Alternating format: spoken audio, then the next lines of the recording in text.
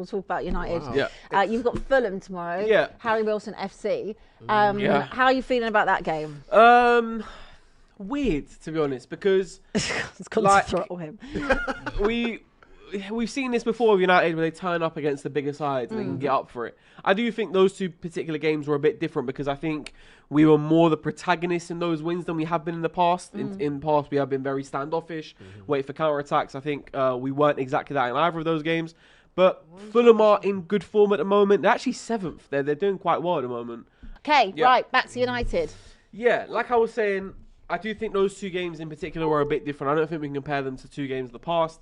But Fulham, like I said, they're in good form at the moment. They're playing really well. And I think the midfield three of Harry Wilson, Kevin, and Smith Rowe, that's a fluid middle three. And then you've got Raul Jimenez up front as well, who can also be a danger man. He's big. He's quite strong in that sense. So there is a little bit of worry there that Fulham can hurt you, but at the same time, Fulham do give you more of an opportunity than some might think. Yeah. They leave space in behind, and Bumo can attack that space. Bruno can hopefully find those passes. They will press you at times. So if you bait the press, there is opportunities there. So tomorrow is more about us than it is Fulham. If we turn up and we play well, then we can absolutely get a result there. The one worrying thing for me is that for how solid Martinez and Maguire have been in the last few games, there is a real lack of pace between those two. Yeah. And so if they get any counter-attacking opportunities, I would worry about that a little bit, especially if Mazraoui comes in at right back, which he could do. He's not the quickest either. So the pace in the back line there with Luke Shaw as well, that's a bit of a worry for me. Is Dalot, is he injured? No, I just think, don't get me wrong, Dalot could start again. I just think He's Mazraoui... probably your weakest. Would you say he's one of your weakest links, Dallo?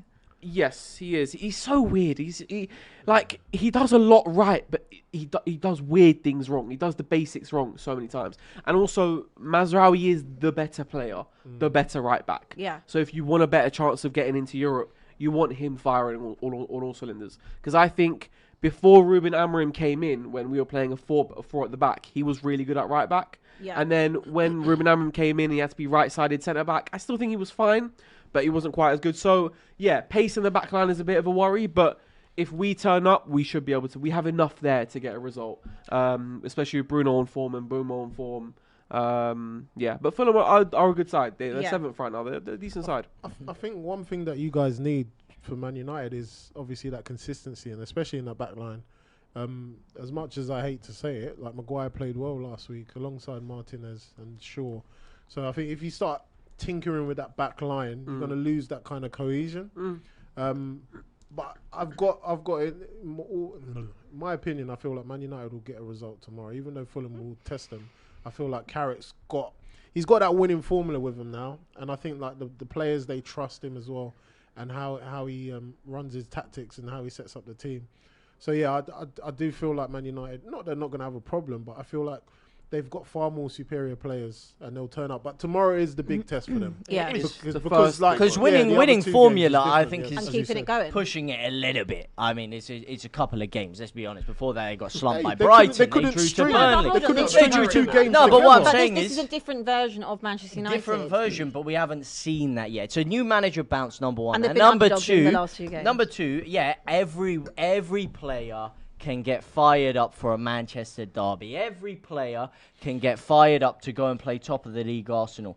Yes, if you're worth your salt as a manager, you've got to get them fired up for these games. So Fulham, the ones you should be walking over, because historically, over the past few years at Man United, we've seen many occasions where you've turned up for a lot of big games, players are firing, it's flowing, and then you go against sides like Fulham that you should be dispatching of, and everything goes wrong. So this is the test. I think people are jumping a little bit too early on the Carrick thing. Granted, the football you're playing is complete chalk and cheese to what you were playing before. I mean, the dynamism in your attack, it does look very exciting from a neutral standpoint.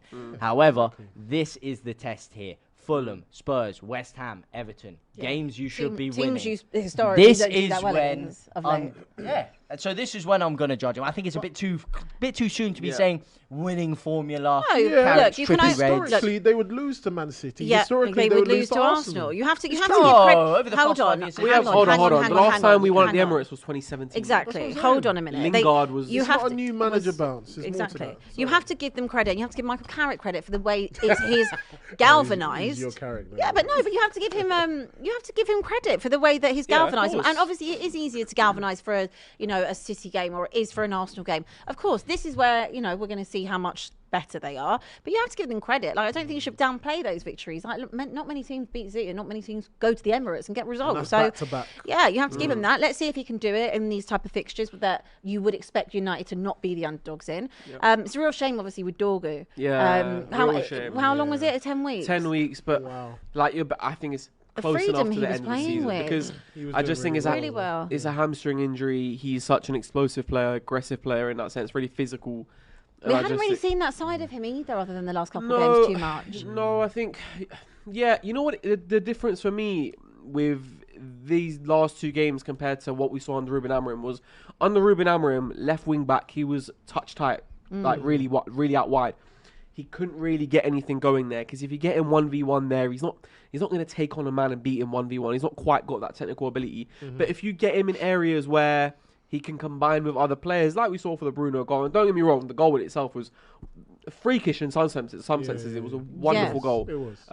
But yeah, but to be fair to Ruben Amorim, I guess a little bit. We did see for the last month or so a bit of that Dorgu a bit as well. Yeah. It's not just those two games. He had been coming along for about a month and a half before then as well. Okay. But yeah, real shame. Cunha will come in and let's see. And it's good to see, obviously, Kobe Mainoo back in the fold. Of course. Absolutely Yeah. crazy, the fact that he just sat there Yeah. wasting away on He the could bench. have been. He could have been gone. He could It's have been gone, innit? insane, isn't it? Like it's actually insane. I mean, I think the contract talks are now getting going again Good. because he's still on the contract that he signed in 2023. So he's on 20k a week at the moment. Yeah, insane. And he ain't When getting you he consider- won't get no playing Peanuts. bonuses either. Yeah.